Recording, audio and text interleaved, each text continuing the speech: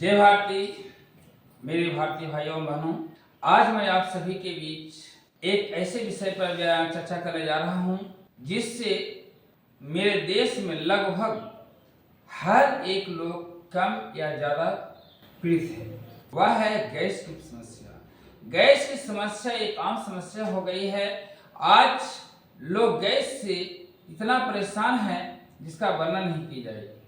आज हमारे देश में औसत आयु जो कम रही है, इसका एक ही कारण है, वह है गैस। और गैस का कारण क्या है?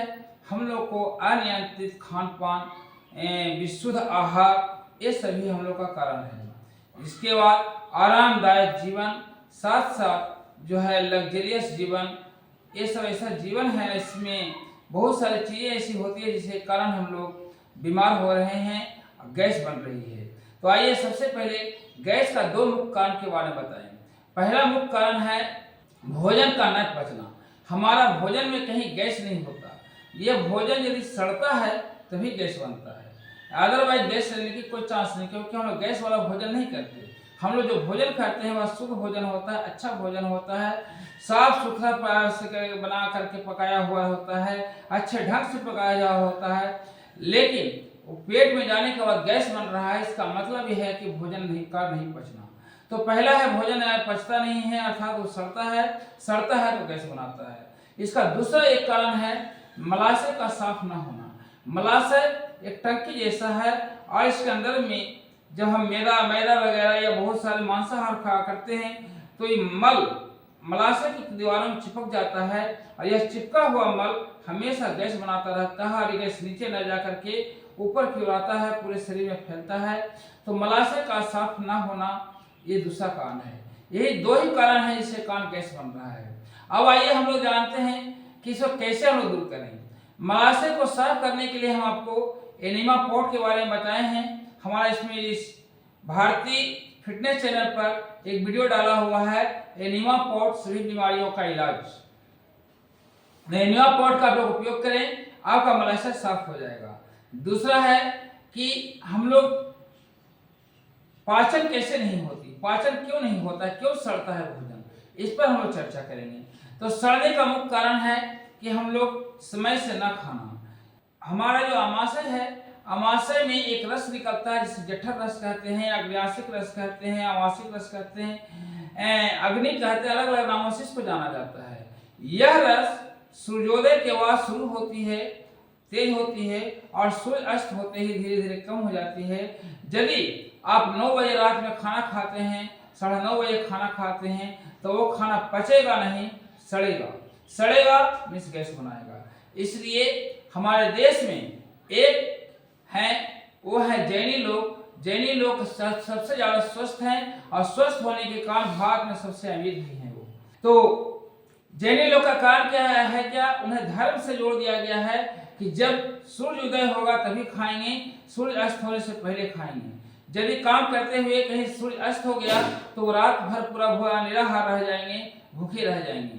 लेकिन हम लोग बहुत रात तक खाते हैं, यह बहुत ही नुकसानदायक है। इसलिए मेरे भाइयों एवं बहनों, यदि आप देश की सेवा करना चाहते हैं, समाज घर परिवार की सेवा करना चाहते हैं, तो मैं आप सभी से हाथ जोड़कर निवेदन करता हूं कि रात्रि वाला भोजन बंद कर दें। सूर्य अस्त से अधिकतम आधा घंटा से 1 घंटा के अंदर में आपका घर का भोजन समाप्त हो जाना चाहिए। ऐसी व्यवस्था घरे बनाएं, आप लोग गैस से बचेंगे। इसके बाद कुछ आसन और प्राणायाम के बारे में हल्का फुल्का बता देते हैं।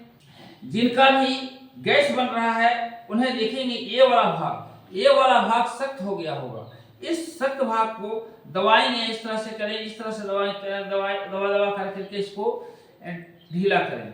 इसके अलावा दोनों पैरों को इस तरह से दबा करेंगे। वज्रासन में बैठ जाएंगे।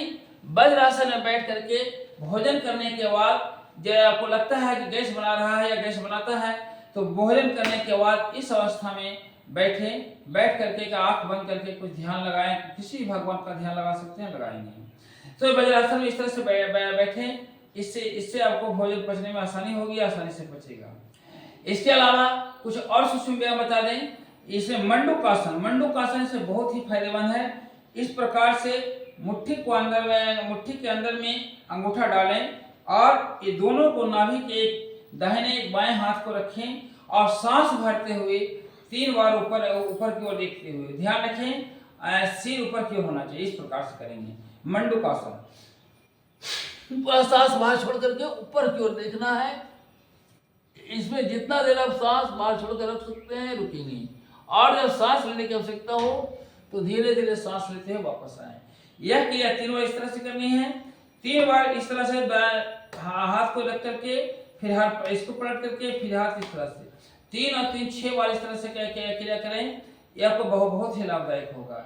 इसके अलावा बहुत सारे हम लोग को जो प्राणायाम आप लोग को बताया गया है, जैसे कपालभाति हो गया, अनुलोम विलोम हो गया, इस सारे जो है प्राणायाम, जितने भी आसन है या जो प्राणायाम है, वो सही पेट को ठीक करने के लिए है, आपको पाचन को सही करने के लिए है।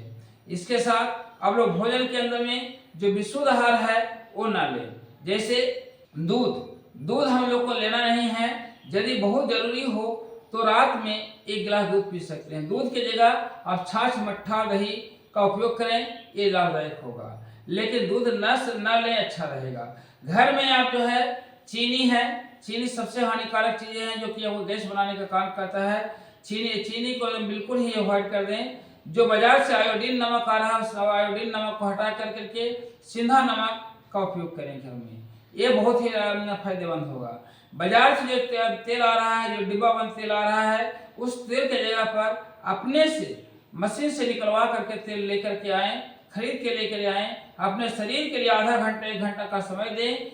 10-20 रुपये एक्स्ट्रा लगेगा, मशीन से लेकर के आए जहाँ की तेल निकाली जाती है। तो ये आप अपने शरीर के लिए क्रिया करें। आपका शरीर आपका सबसे अमूल्य धन है। आपके शरीर से बड़ा इस दुनिया में कुछ भी नहीं है। यदि आपका शरीर है तभी ये संसार है, आपका सब कुछ है। अदरवाइज संसार में शरीर नहीं तो कुछ नहीं।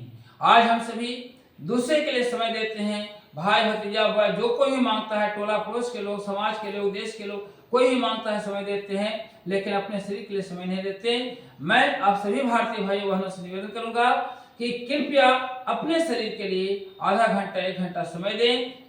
आप सभी स्वस्थ होंगे, आनंददायक होंगे और आप अधिक से अधिक घर, परिवार, समाज और देश की सेवा कर सकेंगे। इसी के साथ आप सभी को ढेर सारी शुभकामनाएं। धन्यवाद। All the best.